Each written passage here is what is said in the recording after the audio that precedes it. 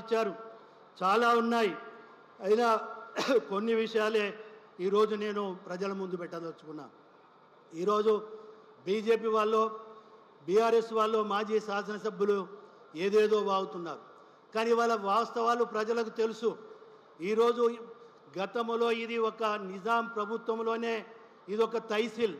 అలాంటి తహసీల్ని మరి తెలుగుదేశం ప్రభుత్వంలో మరి చందులాల్ గారు మంత్రిగా ఉన్నప్పుడు రెవెన్యూ డివిజన్ ఉంటే ములుకు తీసుకుపోవడం జరిగింది. అప్పటి నుండి ఒక రకంగా దీనికి పురోగతి బదులు వెనుకబాటుతనంతో ఈ పరికాల ప్రాంతము నష్టపోతూ వచ్చిన విషయాన్ని మీ దృష్టికి తీసుకొస్తున్నాను.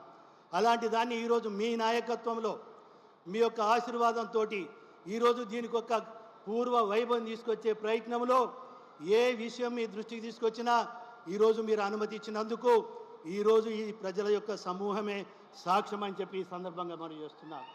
నేను ఇంకొక విషయం కూడా మీ దృష్టికి తీసుకురాదలుచుకున్నాను సార్. ఈరోజు వీళ్ళు రావడానికి స్థానికంగా ఉన్న కార్యకర్తల యొక్క భాగస్వామ్యంతో వచ్చారు. మనం డబ్బులు పెట్టి తీసుకొచ్చిన వాళ్ళు చాలా తక్కువ.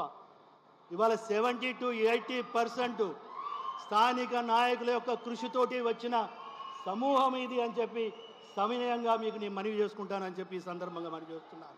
దీనికి నిదర్శనం ఏంటి అని అంటే, మీరు ఈ ప్రాంతం మీద అభిమానంతో యంగ్ ఇండియా రెసిడెన్షియల్ స్కూల్ 200 కోట్లతోటి ఇచ్చారు. దాని పనులు ప్రారంభించినాం. కానీ ఇక్కడ ఒక ప్రజలు, కార్యకర్తలు ఒక పట్టుబట్టిండ్రు. మాకు గౌరవ ముఖ్యమంత్రి గారితో ఇక్కడ ఫౌండేషన్ వేయించాలి సార్ మీరు అన్నాను. అందునుంచే జనవరి నుండి నేను మిమ్మల్ని రిక్వెస్ట్ చేసుకుంటూ వస్తున్నాను. మీకు వివిధ కారణాలతోటి ఇవాళ కొంత లేట్ అయినా ఈరోజు మీరు ఈ ప్రాంతానికి రావడం అనేది ఇది ప్రజలు చాలా హర్షిస్తున్నారనే విషయాన్ని కూడా మీ దృష్టికి తీసుకొస్తున్నాను. రెండో విషయం, ఇవాళ మనం చూస్తే కొన్ని దశాబ్దాలుగా కొన్ని సమస్యలు ఉన్నాయి ఇక్కడ. ప్రధానంగా మిషన్ భగీరథ నీళ్ళు వచ్చినా సక్రమంగా అందడం లేదు.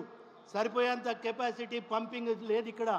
దాంతో మీ దృష్టికి తీసుకొచ్చిన వెంటనే మరి 35 కోట్లతోటి ఇవాళ మీరు ఇక్కడ మంచినీటి సౌకర్యం కలిపేయడానికి ఇవ్వడము, ఇప్పుడు మీరు శంకుస్థాపన కూడా జరిగింది. ఇది చరిత్రలో 30-40 సంవత్సరాల వరకు కూడా మీ పేరు ఇక్కడ ఉన్న ప్రజలు మరిచిపోరని చెప్పి కూడా ఈ సందర్భంగా మనవి చేస్తున్నాను. అదే కాకుండా ఒక మురికి కూపంలో ఉన్న ఈ పరకాల పట్టణాన్ని ఈరోజు మీరు గౌరవ ముఖ్యమంత్రిగా వచ్చినప్పటి నుండే TUFIDCలో 15 కోట్లు ఇచ్చారు, నగరాభివృద్ధిలో 15 కోట్లు ఇచ్చారు. టెండర్లు అయిపోయినాయి, పనులు నడుస్తున్నాయి. మొన్న నేను వచ్చి రిక్వెస్ట్ చేయగానే ఇంకొక 15 కోట్లు ఇచ్చినందుకు కూడా ప్రజల తరఫు నుండి మీకు నేను కృతజ్ఞతలు తెలియజేసుకుంటానని చెప్పి కూడా ఈ సందర్భంగా మరి చేస్తున్నా. అదే కాకుండా ఇవాళ మనం చూస్తే ఇక్కడ డిగ్రీ కాలేజ్ బిల్డింగ్ ఇచ్చారు. ఇవాళ ఎవరో కొందరు అవాకులు చెవాకులు మాట్లాడుతున్నారు. ఆ రోజు TRS గవర్నమెంట్లు ఇస్తే దానికి సున్నాలేసి వీళ్ళు బొమ్మలు దిగుతున్నారు అన్నారు.